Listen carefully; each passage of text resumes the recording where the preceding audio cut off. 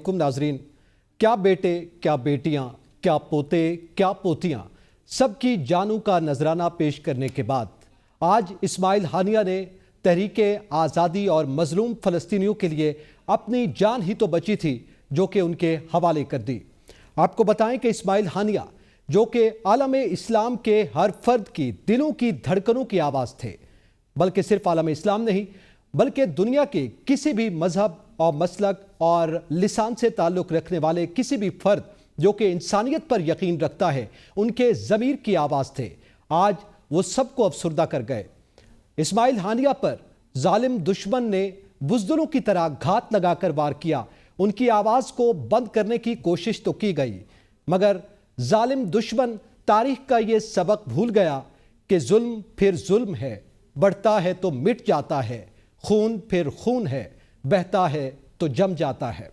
इस्माइल हानिया जो कि हमास के मारूफ रहनुमा हैं, आज उन्होंने ईरान में जाम शहादत नोश किया और उनकी रिहाइश गाह पे जहाँ पे उनको रिहाइश दी गई थी, उनको वहाँ पे शहीद कर दिया गया। ये खबर आपके सामने है। इस हवाले से हम बात करेंगे। इसके साथ साथ हम जिक्र करेंगे कि इलेक्शन एक्ट तरमीमी बिल जो है वो भी कायमा कमेटी में उसकी भी मंजूरी हुई है, उसके क्या असरात मुरतब होंगे। और इसके साथ साथ हम बात करेंगे कि सूबाई वज़ीर इत्तलात पंजाब अज़मा बुखारी FIA और अदालतों पर मुसलसल तनकीद कर रही हैं और आज भी वो पेश हुई जाली वीडियो केस के हवाले से। और इसके साथ साथ हम बात करेंगे कि मुल्क भर में इंटरनेट की जो है वो बंदिश है, इंटरनेट जो है बहुत स्लो चल रहा है, उसके क्या असरात मुरतब हो रहे हैं, उसके पीछे बुनियादी वजूहात क्या हैं। पैनलिस्ट में हमारे साथ मौजूद हैं खालिद जमील, अकबर बाजवा, असद मलिक और उमर दराज कोंदल। मैं तमाम पैनलिस्ट को वेलकम करता हूं। सबसे पहले तो मैं खालिद जमील साहब आपसे जानना चाहूँगा, हमास के सरबराह इस्माइल हानिया जो किसी तारुफ के मोहताज भी नहीं हैं, उनको जिस तरह से कातलाना हमले में शहीद कर दिया गया है, आप क्या समझते हैं कि हमले में वो आए थे ज़ाहिर है ईरान के सदर की तकरीब अलबरदारी में शिरकत के लिए, मगर उन पर कातलाना हमला ईरान में किया गया। ये मौका और ये टाइमिंग और ये ईरान का मुल्क क्यों चुना गया दुश्मन की जानिब से? देखिए, दो बड़े अहम चीज़ें हैं इसके अंदर। एक तो ये बुनियादी तौर के ऊपर इनकी शहादत नहीं है, बल्कि ये इज़राइल ने अमन का कत्लेआम किया है। क्योंकि आप इनको ये देखें कि ये हमास का जो पॉलिटिकल विंग था, ये उसकी नुमाइंदगी करते थे, उसके सरबराह थे, और कतर में जो उनका पॉलिटिकल ऑफिस है वो सारा का सारा इनकी निगरानी में चलता था। तो जो पीस प्रोसेस चल रहा था मिडल ईस्ट में, और जो फ़लस्तीन के मसले के लिए जो जितनी भी कोशिशें की जा रही थी, तो उसमें इनका एक किरदार था बड़ा। तो इसलिए इनको निशाना बनाने का मतलब फिर ये है कि इसराइल जो है कि वो बातचीत को अमन के ज़रिए इस मसले के हल की बजाय जो है कि वो तशद्दुद का या जहारियत का या फुस्तायत का जो रास्ता है वो अपना रहा है। और जो मुसलसल उसने अभी हमने रिसेंटली भी देखा कि चाहे वो इंटरनेशनल कोर्ट ऑफ जस्टिस का फैसला हो, चाहे यूनाइटेड नेशन की रेजोल्यूशंस हो, उसने हर मौके के ऊपर जो है कि आलमी फोरम्स को जो है कि वो मायूस किया है। दूसरा मामला जो है कि ईरान में जो वक्त का तयन किया गया, जिस मौके का और जगह का तयन किया गया, ये बुनियादी तौर के ऊपर जो है कि ये OIC रुकन ममालिक या मुस्लिम उम्मा के दरमियान जो है कि उनके अंदर भी एक तफरीक पैदा करना, और मुख्तलिफ हवालों से इसको अगर आप जायज़ा लेंगे तो आज आपको बहुत सी चीज़ें नज़र भी आ रही होंगी मीडिया, इस सोशल मीडिया के ऊपर। एक उसका मकसद ये भी है। दूसरा ये है कि ईरान मुसलसल जो है कि इसराइल के ऊपर दबाव भी बढ़ाता है, वो इन तंजीमों को सपोर्ट भी पब्लिकली करता है, और ईरान ने जो है कि प्रैक्टिकली इसराइल के ऊपर अटैक्स भी किए हुए हैं। तो इसलिए ईरान की सरजमीन को ये इंतखाब करने का एक मतलब ये भी है कि ईरान को भी मैसेज दिया जा रहा है कि हमारी चाहे इंटेलिजेंस कह लें, चाहे उनका जासूसी का नेटवर्क है, या वो ईरान के अंदर जो है कि तेहरान तक पहुँचे हैं, और एक ऐसे मौके के ऊपर जहाँ पे सदर मुमलकत का उनके जो है कि हलफ बरदारी की तकरीब है, और उसके अंदर दुनिया भर से जो है कि मेहमानाने ग्रामी आए हुए हैं, जो हेड ऑफ़ स्टेट्स भी हैं, इसके अंदर आला जो हुकूमती अहदेदार हैं वो शामिल हैं। तो ऐसे मौके के ऊपर जो है कि एक तरफ अब ईरान को जो है कि वो अपनी इंटरनल सिक्योरिटी या इंटेलिजेंस जो है कि उसके ऊपर ज़रा फोकस करना होगा कि ये किस तरह से ये चीज़ें लीक हुई, और दूसरा जो है कि ईरान को अभी बड़ा अपने अमली इक़दामात के ज़रिए से भी ये इस्टेब्लिश करना होगा कि वो उसका रिस्पॉन्स क्या होगा। अब इन सारी चीज़ों के नतीजे में अगर आप देखेंगे तो आप ये देखें कि इससे ख़ित्ते के अंदर जो अमन प्रोसेस था उसकी बजाय जो है कि ये जंग की तरफ, लड़ाई की तरफ, कशीदगी की तरफ हालात जाएंगे। और कशीदगी की इसका तरफ हालात एक जाएंगे पॉलिटिकल यकीनन। एलिमेंट जो है कि वो नेतन्याहू की अपनी भी जो कमजोरियां हैं, जो सियासी कमजोरियां हैं उनके अपने मुल्क के अंदर, वो उससे भी तवज्जो हटाने के लिए इस किस्म की एग्रेसिव बार बार वो चीजें कर रहे हैं। जैसे हमारे यहाँ भी जो है कि बहुत से मामलात को कौमी सलामती से जोड़ा जाता डाइवर्ट है और करने की फिर कोशिश की गई। सियासी फायदे उठाए ठीक है। जाते हैं, तो वो एक सियासी उनका फायदे। इंटरनल मामला भी एक ऐसा है। ये भी बड़ा अहम पॉइंट है। अकबर बाजवा साहब, आप के नज़दीक अब जाहिर है ईरान का वेन्यू चुना गया और वहाँ पर उस मौके पर जो है शहीद किया गया इस्माइल हानिया को। दोनों के लिए मैसेज है, एक तो मजलूम फ़लस्तीनियों के लिए भी जाहिर है, हमास के लिए भी और ईरान के लिए भी, बल्कि आलम इस्लाम के लिए भी है। आप क्या समझते हैं ईरान पर इसका क्या असर पड़ेगा और अब ईरान का क्या रद्द-ए-अमल होना चाहिए? जी देखिए ईरान का रद्द-ए-अमल इसमें जो सबसे बड़ा आ सकता है, एक तो ईरान को अपनी लिमिटेशंस का पता है और वो ये है कि आउटराइट अटैक इजराइल के ऊपर वो नहीं कर सकते। दो उन्होंने ये स्टेटमेंट दी है कि we will give a befitting reply, लेकिन अगर कल को इजराइल चाहे और अमेरिका की हिमायत उसके साथ है तो मतलब ईरान का जो न्यूक्लियर प्रोग्राम इस वक्त अंडर वे है वो, और उसके अलावा तमाम जितने उनके स्ट्रेटेजिक एसेट्स हैं, they can be eliminated by the West. एक बात हमें नहीं भूलनी चाहिए और वो ये है कि पावरफुल तो इजराइल है, ईरान अब यहाँ पे हमारे यहाँ पे मुझे एक चीज पे हैरत हो रही थी कि उसको सेक्टेरियन बेसिस के ऊपर ये डिस्कशन सोशल मीडिया पे खासतौर पे शुरू हुई है कि जनाब देखें आप तो उनको कहते थे बाकी 56 ममालिक कुछ नहीं करते, तो चले अब ईरान करके कुछ दिखा दे। ये बड़ी फजूल सी बात है मेरी राय के अंदर। ईरान क्या कर सकता है, पहले तो ये देख लीजिए पाकिस्तान क्या कर सकता है उसके अंदर। Pakistan is a nuclear power.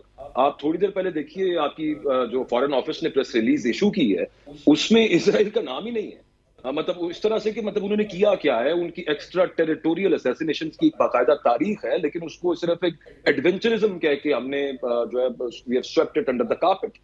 Iran ये कर सकता है कि ईरान पिछले बल्कि इस साल अभी उन्होंने जो उनकी ऑयल एक्सपोर्ट से जो उनकी प्रोसीड्स हैं वो हाईएस्ट टाइम पे हैं और ये थर्ड लार्जेस्ट प्रोड्यूसर है ऑयल का, क्रूड ऑयल का, ओपेक में। अगर ईरान ऑयल प्रोडक्शन अपनी कम कर देता है, जिसका जाहिर है कि ईरान को भी नुकसान होगा, लेकिन ओवरऑल उसकी वजह से जो दुनिया भर के अंदर एक डिसरप्शन क्रिएट होगी, क्योंकि एनर्जी की अभी तक जो सोर्स है वो तो मेनली क्रूड ऑयल है या गैस हो गई आपकी, वही आगे से वो एलएनजी और फिर एलपीजी भी पूरी दुनिया वो यूज कर रही है। तो एक तो वो ईरान ये रिप्लाई उनको एक फाइनेंशियल एतबार से हिट करने के लिए दे सकता है। उसके अलावा मुझे समझ नहीं आती कि ईरान से ये तवक्को भी रखना, ये बात दुरुस्त है कि उनकी टेरिटरी के अंदर इजराइल ने घुस के, और ये पहली दफा नहीं है, पासदाराने इनकलाब के जो वो सुलेमानी साहब थे, कासिम सुलेमानी, आप याद कीजिए कि उनको किस तरह से एलिमिनेट किया गया था। और इससे ज्यादा ईरान उसमें क्या मैसेज दे सकता है। हाँ, लेकिन ये जरूर है कि खित्ते के अंदर कशीदगी पैदा होगी। हमारे लिए मैं बड़ी सिंपल सी बात करूंगा, ये बात अपनी जगह पे ठीक है, मान लेते हैं कि जनाब एक जज्बात हैं और वहां पे जो स्लॉटर हो रहा है, वहां पे जो जिबा किया जा रहा है लोगों को और हजारों की तादाद में बच्चे, मैं अभी आज पढ़ा था 163 तो सिर्फ वहां पे साफ ही शहीद कर दिए गए।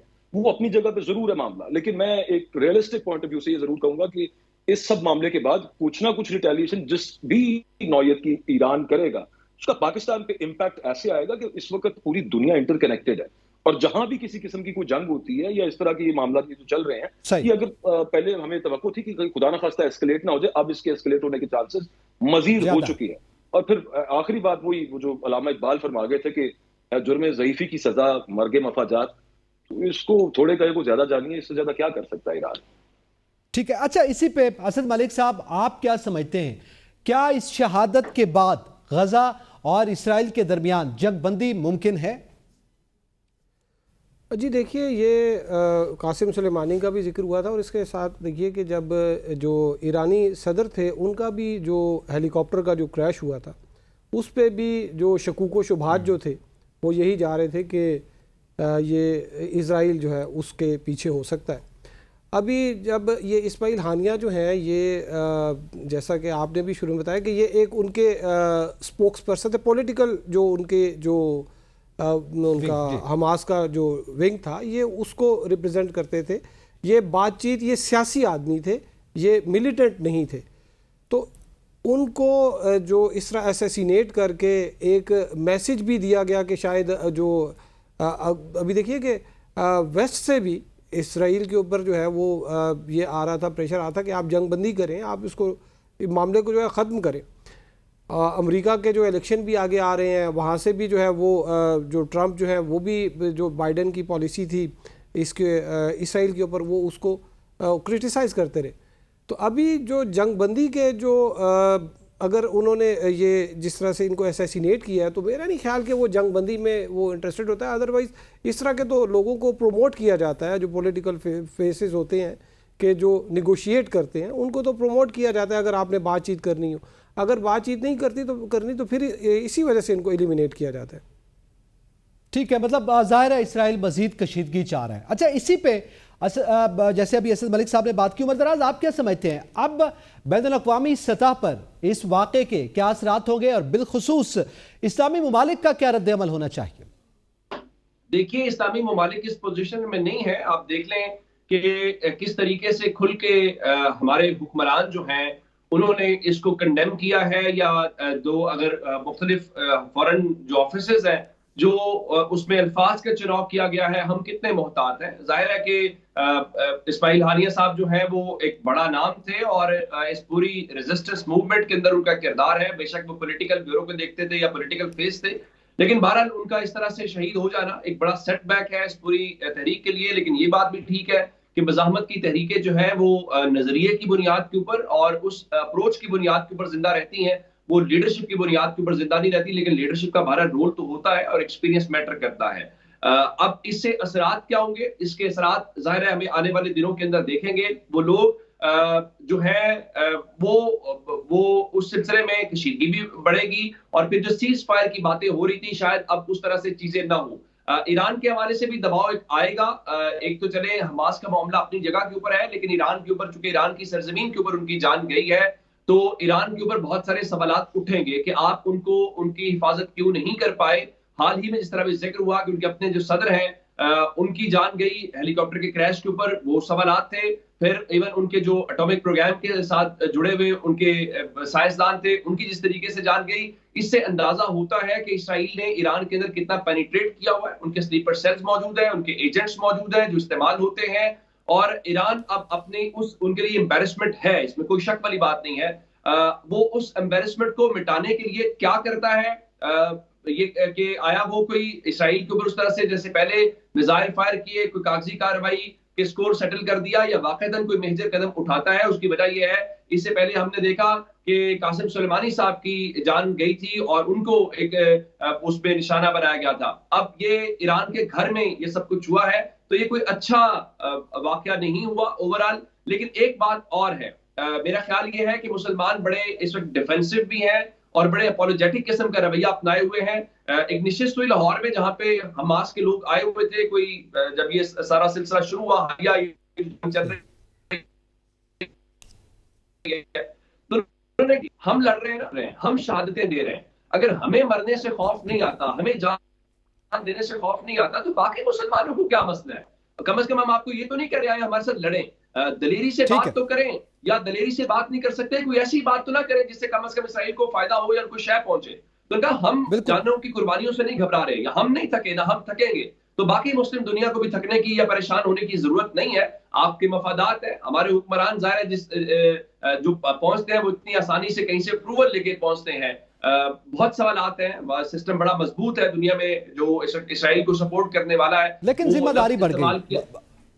यकीनन मुस्लिम ममालिक के जो हुक्मरान हैं उनकी बहरहाल जिम्मेदारी भी बढ़ गई और ज़ाहिर है उनकी आवाम भी उनसे सवाल करेगी। बल्कि मुस्लिम ममालिक का दुनिया भर में जिस तरह प्रोटेस्ट हुए उनकी हुकूमतों से भी ये सवाल किया जा रहा है। इस वक्त जो स्टूडेंट तबका नौजवान है वो इस पर ज़ाहिर पहले ही आवाज़ उठा रहे थे। लेकिन खालिद जमील साहब, हमारे फॉरेन ऑफिस की जानिब से जो प्रेस रिलीज जारी हुआ जिसका भी जिक्र अकबर बाजा साहब कर रहे थे कि उसमें उन्होंने इसराइली एडवेंचरिज्म का जिक्र किया, वो उसको भी हज़फ कर दिया गया। एक नया प्रेस रिलीज जारी हुआ है।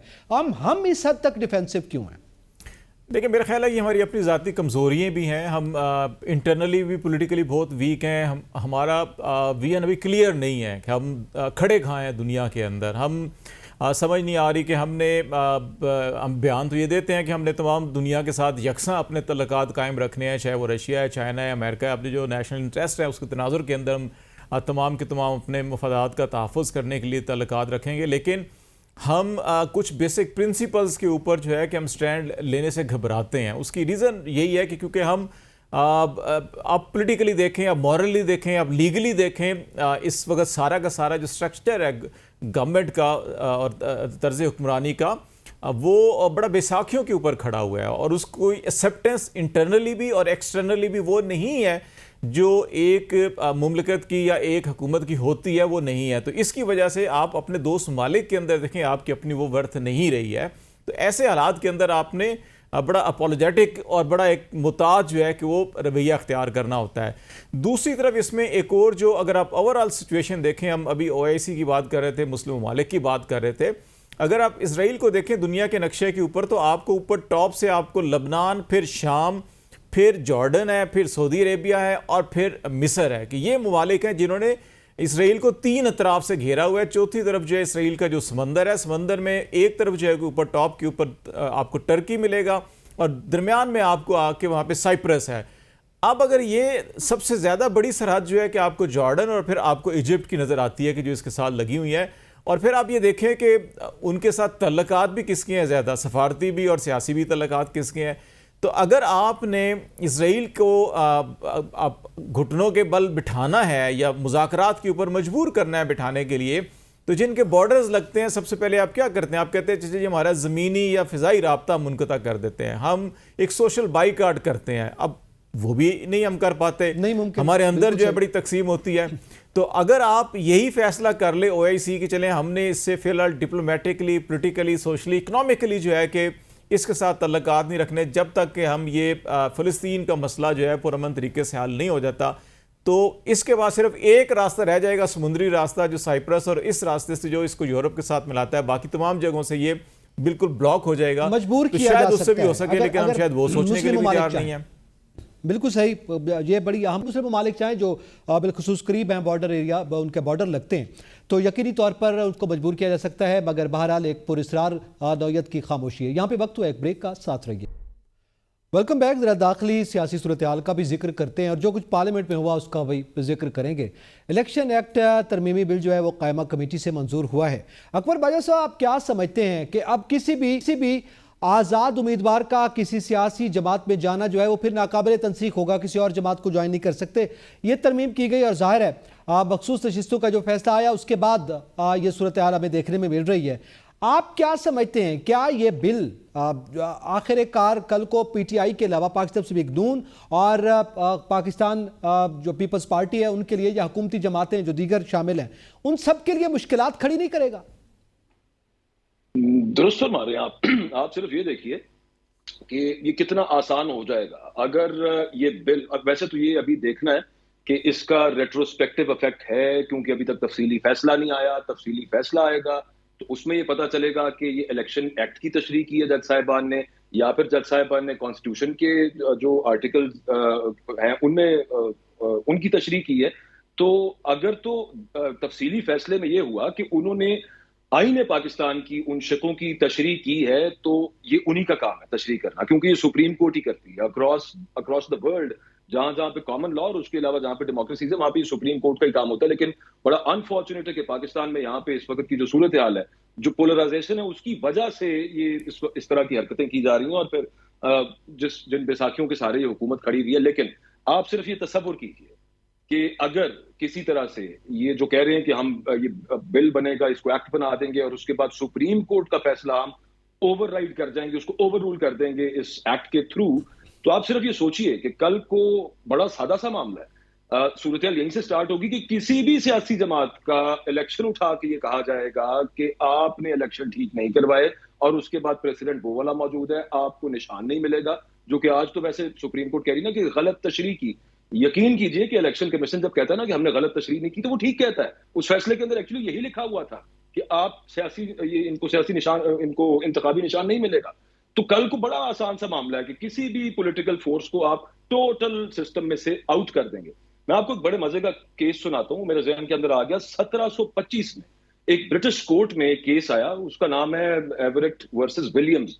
वहां पे एक शख्स ने आके कहा कि जनाब मैं एक बंदे के साथ पार्टनरशिप में था और हम दोनों मिलकर जो बिजनेस करते थे उससे जो हमें नफा जो प्रोसीड्स हासिल होती थी, उसमें मेरे पार्टनर ने ना मेरे साथ धोखा किया है। एक आधा कोई लोटा, एक तलवार है, तो कुछ घोड़े हैं, वो ये लेके चला गया। और कोर्ट ने जब उसकी इन्वेस्टिगेशन की तो पता चला कि पहले इनसे ये पूछें कि बिजनेस क्या करते हैं आप। उन्होंने कहा भाई हम कारोबार करते हैं, हम कुछ चीजें खरीदते बेचते रहते हैं, मर्चेंडाइज का काम करते हैं। तो कोर्ट ने अपने तौर के ऊपर एक बेलफ से उसकी इन्वेस्टिगेशन कराई, तो पता चला कि वो दोनों एक्चुअली चोर हैं और वो हाईवेज के ऊपर डकैतियां डालते हैं, और इस केस का नाम भी हाईवेमैन केस है। और कोर्ट को जब ये पता चला तो कोर्ट ने कहा कि पहले तो इधर आओ, 20-20 पाउंड दोनों को जुर्माना किया, और फिर उसके बाद कहा कि ये जो आप प्रोसीड्स जो तुम कह रहे हो ना कि वो इतनी बेच गया है और वो मेरे माल में से इतना ले गया था, ये तो माल मसरूका है सारा का सारा। और उन दोनों को अंदर भी किया, और वो जो जिन जिन के वो थी चीजें जिसके बारे में वो आपस में लड़ रहे थे, वो उनको वापस की। हमारे यहाँ पे भी कुछ इसी तरह का केस हुआ है।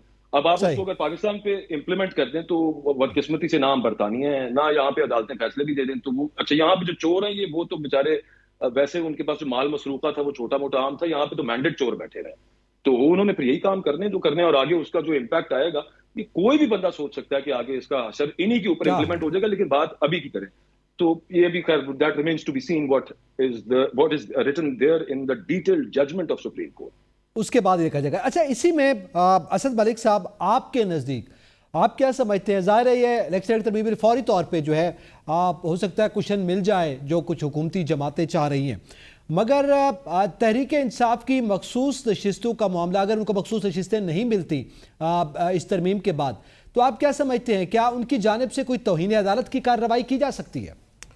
नहीं, तौहीन अदालत की तो नहीं, कि देखिए अब इसमें जो इलेक्शन एक्ट एक है ये पार्लियामेंट ने बनाया, पार्लियामेंट का काम है कि वो कानून बनाए, लेकिन ये है कि वो इसको चैलेंज कर सकते हैं। और बाकी जो क्योंकि देखिए जो इलेक्शन कमीशन है वो एक कानून के तहत चलता है जिसका नाम है इलेक्शन एक्ट।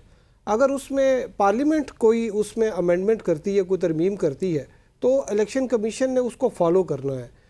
सुप्रीम कोर्ट की जो इंटरप्रिटेशन आएगी, जो जजमेंट आएगी, वो भी वो उसको देखेंगे, उसके वो एक अलग मामला था मखसूस नशिस्तों का। लेकिन ये जो है, अब देखिए ना, ये एक बड़ी ट्रिकी सी एक सिचुएशन है। आपने इससे पहले आप देखें कि ये इलेक्शन एक्ट में तब्दीली करके हुकूमत ने एक पहले आर्डिनेंस लाया, फिर बाद में उसको जो है वो एक्ट में के ज़रिए उसको जो है वो कवर दे दिया, लीगल कवर दे दिया गया कि जो ट्रिब्यूनल्स जो है वो बना दिए गए। जब उन्होंने देखा कि इस तरह से ट्रिब्यूनल जो है वो शायद हमारी जो उनकी मंशा के मुताबिक या उनके जो कैंडिडेट्स थे वो डिफेंड शायद नहीं वहाँ पर कर पा रहे थे, तो उन्होंने कहा कि ये रिटायर्ड जजेस पर मुश्तमिल जो है वो ट्रिब्यूनल। अच्छा, वो जो एक्ट है वो भी उसकी जो वो प्रोविज़न है जिसमें इलेक्शन कमीशन के पास ये इख्तियार है कि वो ट्रिब्यूनल जो है उसको तब्दील कर दे, यानी एक इलेक्शन पिटीशन जो है उसको एक जो ट्रिब्यूनल है वहाँ से उठा के किसी दूसरी ट्रिब्यूनल में ले जाए। वो भी एक्ट की वो जो सेक्शन है वो ऑलरेडी वो सब जुडिस है उसके ऊपर जो है वो शायद इसी हफ्ते जो है या एक हफ्ते के दौरान उस पर को फैसला आ जाएगा। तो इलेक्शन एक्ट जो है ये तो कॉन्स्टिट्यूशनल अमेंडमेंट नहीं है, ये तो अब जैसे मैंने आपको बताया कि वो एक रुकनी बेंच है इस्लामाबाद हाई कोर्ट की चीफ जस्टिस, वो उसको सुन रहे हैं। अगर वो उसको सेट असाइड कर देते हैं या नहीं भी करते तो वो अदालत की एक राय है। ये मतलब ये एक रुकनी बेंच जो है वो एक्ट ऑफ पार्लियामेंट जो है उस पर अपना फैसला जो है वो दे सकता है, उसको सस्पेंड भी कर सकता है। तो ये तहरीके इंसाफ मुझे लगता है कि ये इसको ज़रूर ये अभी तो पार्लियामेंट जो कायमा कमेटी के पास गया, अब फिर कायमा कमेटी के बाद फिर इसका प्रोसेस है, ये ऐवान में आएगा, फिर जो मतलब दोनों ऐवानों से होके फिर ये कानून जब बनेगा तो उसके बाद इसको जो है वो चैलेंज करेंगे। अच्छा, अब इसमें उमर दराज साहब आप क्या समझते हैं कि क्या अगर चले ये पास हो जाता है, कायमा कमेटी ने मंजूर किया, प्रोसेस के बाद ये बाकायदा कानून का हिस्सा बन जाता है, तहरीक इंसाफ को मखसूस नशिस्तें मिलेंगी या नहीं? एक जनरल सवाल जो है वो यही जहन में आता है ना, ये सारी कोशिश व काविश, ये सारी तरामीम, इसके पीछे मकसद तो एक ही दिखाई दे रहा है।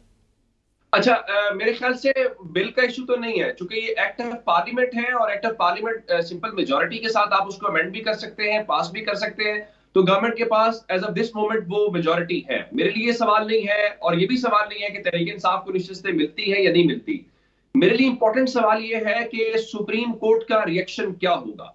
अगर इस फैसले का हाल वो होना है जो हमने इलेक्शंस वाला देखा था 14 मई वाला, तो फिर मेरे ख्याल से कम 2 लोगों को इस्तीफा देके जरूर चले जाना चाहिए, और वो जस्टिस मंसूर अली शाह साहब हैं और जस्टिस मुनीफ अख्तर हैं।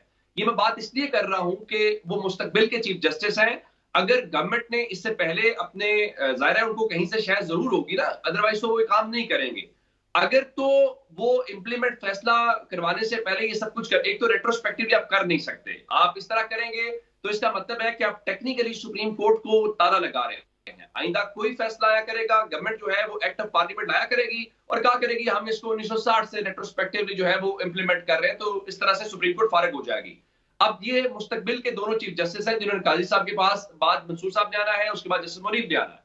अगर उन दोनों का दिया हुआ फैसला इंप्लीमेंट नहीं होता और वो उसको लटका के रखते हैं या टेक्निकलिटीज पे खेलते हैं या इधर उधर खेलते हैं, तो मेरा ख्याल है कि फिर उनको जस्टिस उमर अताब बंदियाल की तरह, जिस तरह उन्होंने अपने आखिरी महीने गुजारे हैं, उनके पूरे टेन्योर उस तरह से गुजरेंगे, उनको जरूर फिर चले जाना चाहिए। नंबर 2, काजी साहब का रिएक्शन क्या होगा, क्योंकि काजी साहब हर मामले के ऊपर कहते हैं कि जनाब देखे ना, ये तो फिर पार्लियामेंट का इख्तियार है। जहां पे टैक्स की बात आती है वो कहते हैं जी अगर कॉन्स्टिट्यूशन बनाने वालों को ख्याल नहीं आया तो फिर ये उनको सोचना चाहिए, तो हमें नहीं सोचना चाहिए। देखिए, जब भी कानून साजी होती है, एक बड़ा हम लफ्ज इस्तेमाल करते हैं लॉ में, इंटेंशन। ये भी एक डिबेट है कि क्या सुप्रीम कोर्ट या कोई भी कोर्ट जो है वो पार्लियामेंटेरियंस की या जो कानून साज है उनकी इंटेंशंस को जज कर सकती है, उसको परख सकती है। लेकिन ये कैसा मामला है कि आप इलेक्शन से पहले चेंज लाएं और आप कह देंगे जी हमें ना आप रिटायर्ड जजेस को निकाल रहे हैं, फिर आपके मैंडेट के ऊपर सवाल उठ जाए तो आप कहें नहीं नहीं नहीं, नहीं हमें सूट ही नहीं करते सिटिंग जजेस, हमें अमेंडमेंट लानी। यानी कानून साजी डे टू डे अफेयर्स को देख के नहीं होती, कानून साजी एक लंबे अरसे को देख के, जरूरियात को देख के, एवोल्यूशन का प्रोसेस होता है, डिबेट होती है, उसके बाद लेके आते हैं। ये नहीं होता। नहीं, आप क्या समझते हैं उमर दराज, आपने जैसे कहा कि सवाल ये है कि सुप्रीम कोर्ट का और रिएक्शन क्या होगा। अब जाहिर है पार्लियामेंट में एक्ट ऑफ पार्लियामेंट है, जाहिर है वो उसके बाद वो कानून का हिस्सा बन जाता है, वो पास हो जाता है, उसके बाद इलेक्शन कमीशन ने उस पर अमल दरामद करना है। ये फैसला जो है वो सुप्रीम कोर्ट के सामने जो केस था उसका उन्होंने दे दिया है। तो क्या इस बुनियाद पर सुप्रीम कोर्ट का रिएक्शन या तो फिर वहां पे चैलेंज हो, उसके बाद वो मामला आगे बढ़े? नहीं नहीं नहीं, रिव्यू पिटीशन ऑलरेडी जा चुकी है, वो मुस्लिम लीग नून की जानिब से जा चुकी है, पीपल्स पार्टी की जानिब से जा चुकी है। इसमें तहरीक इंसाफ ने क्या काम करना है?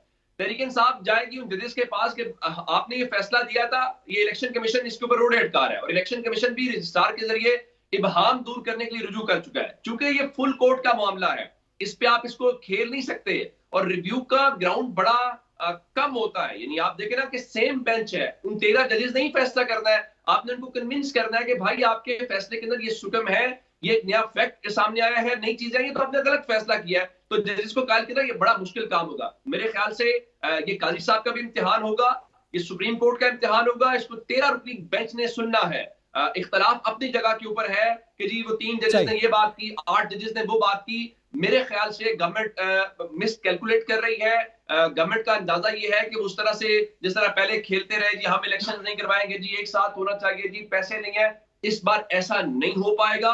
नहीं होगा, मैंने ठीक है। इशारा दिया था, ये मुस्तकबिल के दोनों चीफ जस्टिस जो है, क्योंकि वो फैसला भी उन्होंने सुनाया, तो मेरे ख्याल से चीजें इस बार गवर्नमेंट को थोड़ा सा म्यूजिक फेस करना पड़ेगा।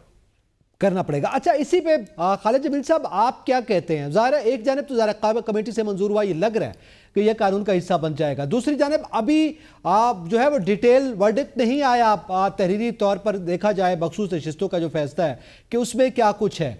तो क्या इस सूरत हाल में अगर यह कानून पास हो जाता है और फिर वो फैसला भी आ जाता है, तो टेक्निकली आप क्या समझते हैं, किस पे क्या असरात मुरतब होंगे? देखिए, वक्त बहुत कम है और मुकाबला इसलिए बहुत सख्त है कि कुछ गैर आइनी इकदाम पिछले 2 साल से जो हुए हैं वो गले की हड्डी बन के रह चुके हैं PDM की और उन तमाम इदारों की जिन्होंने इन 2 सालों के अंदर आईन पाकिस्तान पर अमल दरामद नहीं होने दिया। मैं आपको 2 एग्जाम्पल देता हूँ। नंबर 1, आप ये देखें कि 1999 में मुशर्रफ ने मार्शल लॉ लगाया, जमहूरी हुकूमत का तख्ता उल्टा। उस वक्त सुप्रीम कोर्ट ने कहा आपके पास 3 साल हैं, चीफ एग्जीक्यूटिव है, आइन बदल लें। 2002 का इलेक्शन हुआ तो आइन पाकिस्तान में 270B अमेंडमेंट करना पड़ी कि ये गैर आइनी इलेक्शन थे, इनको आइनी तस्वर किया जाए। 2008 के अंदर मोहतरमा बेनज़ीर भुट्टो दिसंबर 2007 में शहीद हुई। 40 दिन इलेक्शन लेट हुआ, तमाम सियासी जमातें मुत्तफिक थीं, लेकिन इसके बावजूद आपको 270B अमेंडमेंट लाना पड़ी कि तस्वर किया जाए कि यह आइन के तहत इलेक्शन हुए हैं, यह आइनी इलेक्शन है। तो किस तरह से आप जो पंजाब का KP का इलेक्शन आपने 1 साल नहीं होने दिया, आपने नेशनल इलेक्शन जो है कि आपने 3 महीने में करवाना था 90 दिन में, वो आपने मरदमशुमारी के नाम के ऊपर वो 6 महीने बाद करवाया। ये सब के सब फिक्स हुए हैं उस गैर आइन शिकनी के जुमरे में। इनके अब मकसद 2/3 इसलिए है कि किसी तरह से जो मर्जी करना पड़े लें, नंबर 1 कि इस आइन शिकनी से हम बचें।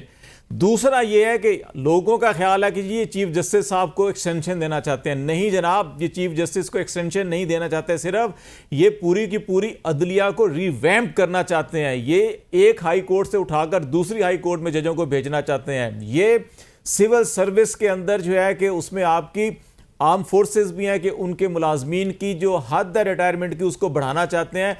अल्टीमेटली आपको तोसी ना कहते हुए भी तमाम के तमाम फेडरल सेक्रेटरीज और जितने सर्विसेज चीफ हैं उनको भी एक्सटेंशन मिल जाएगी, ताकि जब तक हम हैं, हुकूमत है, इस फॉर्म 45 और 70 का जो तनज़िया है इसके लिए उन लोगों को रखा जाए जिन्होंने इस सिस्टम को बचाना है, इस फॉर्म 47 को बचाना है। ये वो ग्रैंड प्लान है जिसके लिए जो है कि ये जान की बाजी लगा के जो है कि जो मर्जी करना पड़े, अदालत पे लड़ाई करना पड़े, तौहीन अदालत करनी पड़े, कुछ भी करना पड़े, कर रहे हैं। ये इसलिए कर रहे हैं। लेकिन ये जब करेंगे तो ज़हन में ये रखें कि फ़र्ज़ करें इलेक्शन होते हैं, किसी वक्त भी होते हैं, 3 साल बाद होते हैं, एक नई हुकूमत आती है, वो ये कहती है कि हम नैब के कानून में तरमीम कर रहे हैं और ये तरमीम किसी भी supreme court, high court, legal degree, हुक्मनामे के बावजूद ये 5 साल पहले फलां तारीख से लागू होगा, तमाम नैब केसेस खत्म, तमाम रीओपन होंगे। तो फिर ये जमातें क्या करेंगी?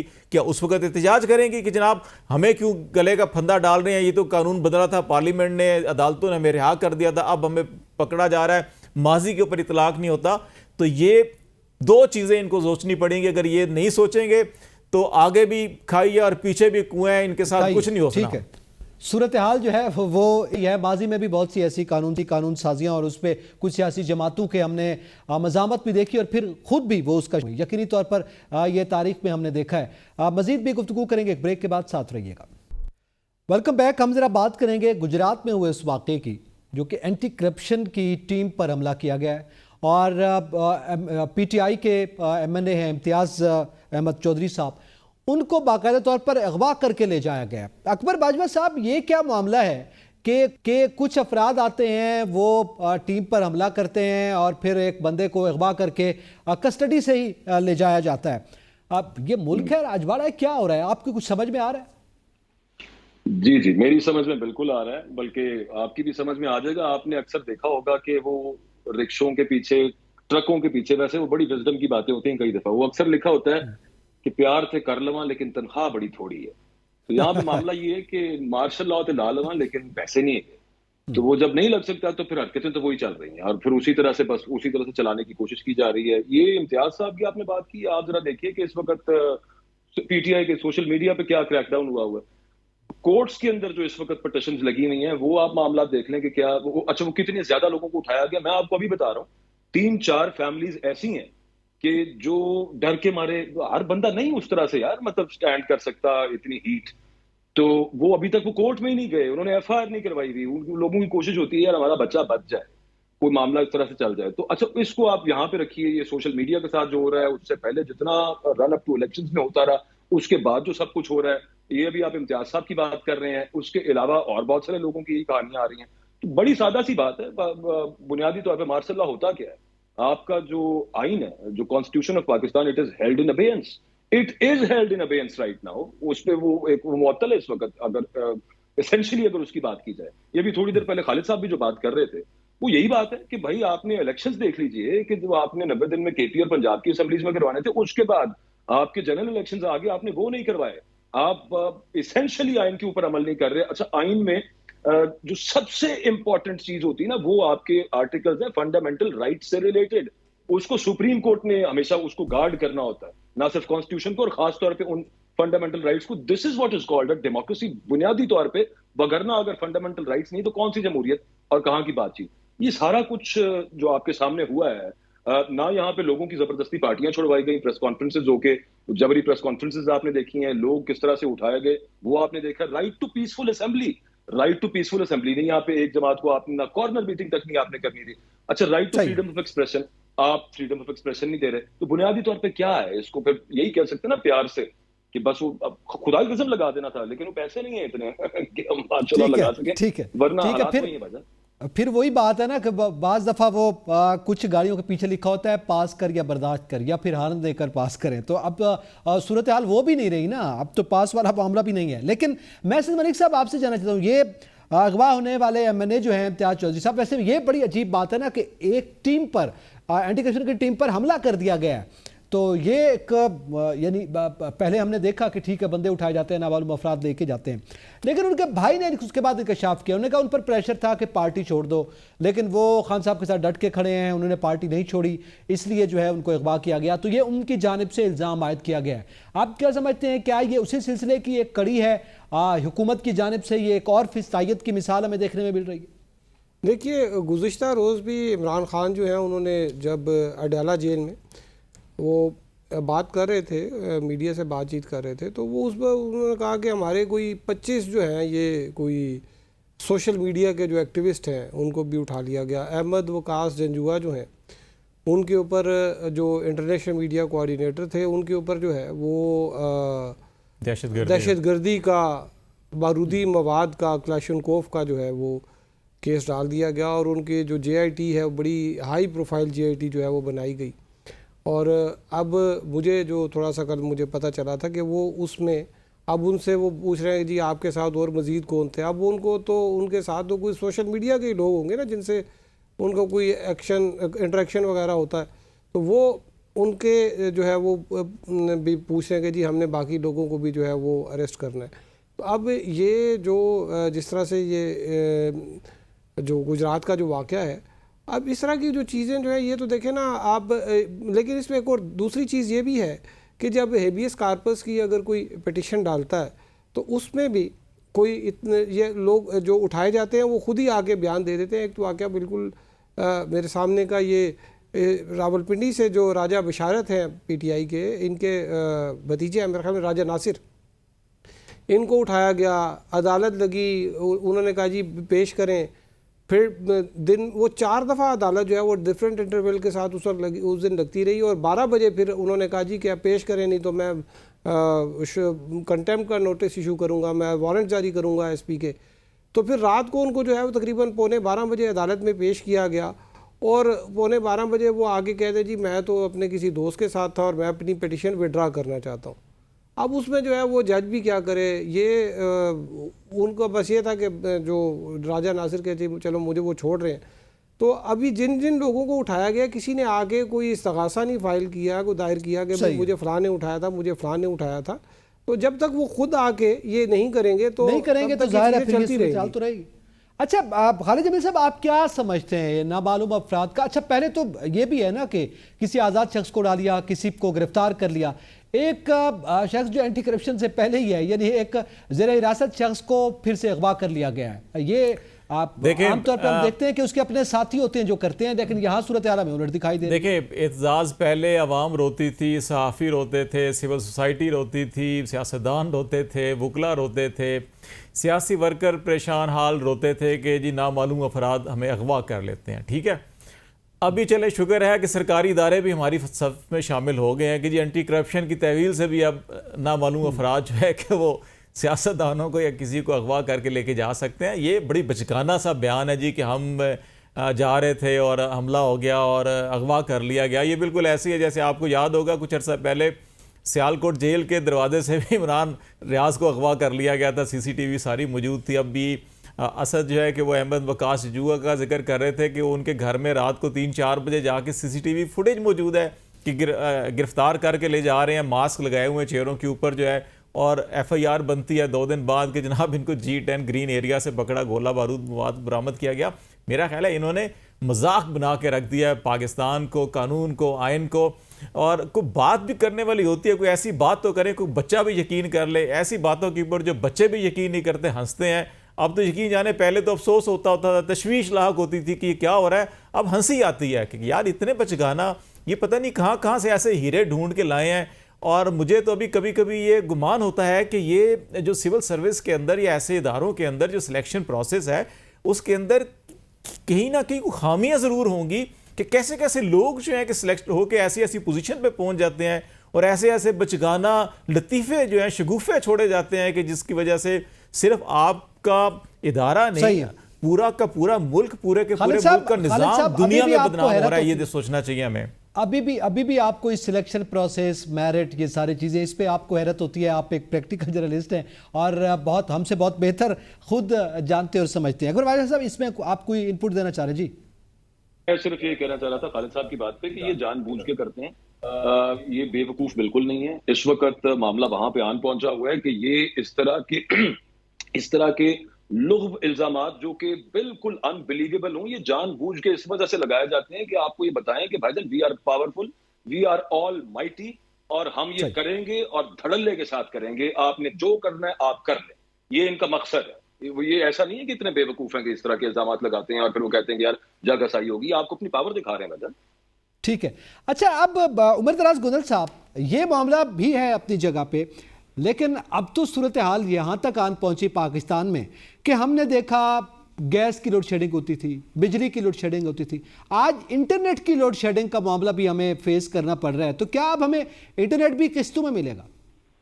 अच्छा इत्तेजाज, मैं पहले मामले पे कमेंट करना चाहता हूँ और आपको इनपुट मेरे से पहले लेनी चाहिए थी, क्योंकि मेरे हल्के से हैं हाजी इम्तियाज चौधरी साहब मंडी बहादुरगंज से, जहाँ से उनको वो मुंतखब हुए में। अच्छा, अब मेरी इजाज चौधरी साहब से रात भी बात हुई और पहले जब इनको उठाया गया तो उनकी गिरफ्तारी जाहिर नहीं की जा रही थी। फिर वो जब वापस आ रहे थे तो कोई नामालूम गाड़ी ने उनको टक्कर भी मारी। फिर उसके बाद उनको गिरफ्तार करके जब ले जाया गया तो एंटी करप्शन वाला सारा मामला हुआ।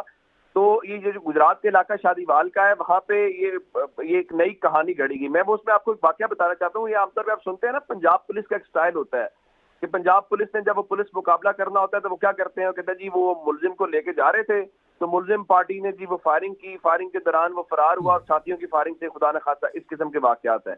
तो प्रॉब्लम ये है कि बाजवा साहब की राय अपनी जगह के ऊपर कि वो अपनी ताकत का इजहार करते हैं और ज़ाहिर ताकत मुख्तलिफ उसके ऑप्टिक्स होते हैं, लेकिन मसला ये है कि इतनी गुजारिश तो हम कर सकते हैं ना कि स्क्रिप्ट चेंज कर लें, कम अज कम किरदार वही रहें लेकिन कुछ कुछ तब्दीलियां तो करें ना, कम अज कम नई जिद्दत के मुताबिक, मार्केट की डिमांड के मुताबिक। ये तो उसी तरह से फौरी तौर पर पता चल जाता है। तो अब आज इजाज चौधरी साहब जो उनके भाई हैं इम्तियाज साहब के, वो बाकायदा कुरान पाक के तो हल्फ दे रहे थे कि वो बता रहे थे कि उनको किसने उठाया है, क्यों उठाया, वो सबको पता है। अच्छा, एक बात हो गई ये। दूसरा आप आ जाए इंटरनेट के ऊपर। अब ये एक मामूल बनता जा रहा है। अब मुझे लगता है कि वो जिस तरह एक लफ्ज इस्तेमाल करते हैं ना, न्यू नॉर्मल, अब पाकिस्तान के अंदर इंटरनेट बंद हो जाना, इन सर्विसेज तक हमारी एक्सेस खत्म हो जाना, ये एक न्यू नॉर्मल है और हमें उसके लिए यूज टू हो जाना चाहिए। अब वो चूंकि बता दिया गया, कभी कहा जाता है जी फायरवॉल इंस्टॉल की जा रही है, कभी बताया जाता है जी वो टेस्ट की जा रही है। तो ये चीजें होंगी, लेकिन उसका ज़ाहिर है हमारे जो दानिश्वर हैं, हमारे जो फैसला साज हैं, उनको मुबारकबाद देनी चाहिए कि चलें हम हमारे यहाँ जो फ्रीलांसर्स थे, जो मुख्तलिफ सॉफ्टवेयर हाउस थे, वो कुछ रेमिटेंसेस लाना शुरू हो गए थे, बिलियंस ऑफ डॉलर्स की इकोनॉमी थी, लेकिन चले उनकी मेहरबानी से ये भी बांग्लादेश शिफ्ट हो जाएगा। ये जो हमें स्पेस मिली थी वो भी इंडिया ऑक्यूपाई कर लेगा। इस चक्कर में कि हमने इमरान खान को फिक्स करना है, हमने पीटीआई को फिक्स करना है। लेकिन जिस तरह आप अहमद जंजुआ साहब की बात कर रहे थे या पीटीआई के दीगर सोशल मीडिया एक्टिविस्ट उठाए जाते हैं, जिस तरह अभी रूबा साहिबा थी, मैं सिर्फ एक गुजारिश करना चाहता हूँ, अगर वो लोग कोई 11 लाख अकाउंट चला रहा है, कोई फलां कर रहा है, उनको आप हिरासत में लेके जाते हैं, क्या करते हैं उनसे सीख लें यार कि कैसे अकाउंट बनाते हैं, कैसे चलाते हैं, सोशल मीडिया कैंपेन कैसे होती है, आपको पता चले और आप उसका बेहतर मुकाबला कर पाए, बजाय इसके कि आपको चादर चार दीवारी का तकद्दुस पामाल करना पड़े, लोगों के घर वालों को तकलीफ में डालना पड़े और लोगों को उठाना पड़े।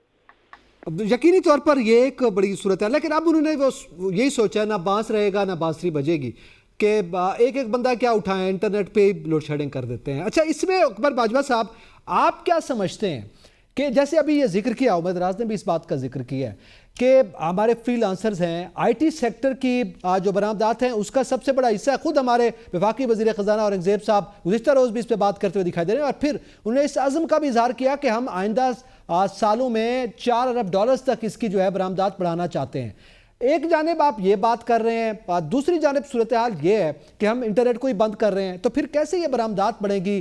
क्या इस मुल्क में जो है वो फ्रीलांसर्स का या आईटी बरामदात का मामला आगे बढ़ेगा? नहीं, बिल्कुल भी नहीं बढ़ेगा। मैं तो जाती तौर पे अपने बहुत सारे दोस्त हैं हमारे जो कि ऑफशोर बिजनेसेस, यहाँ पे जिनको आप आम इस्तेलाह के अंदर कॉल सेंटर्स का कहते हैं, या फिर एंटरप्रेन्योर्स हैं जो कि बाहर से बहुत सारी असाइनमेंट्स लेके यहाँ पे काम करते हैं। अच्छा, उसमें कई चीजें बहुत टाइम बार्ड होती हैं।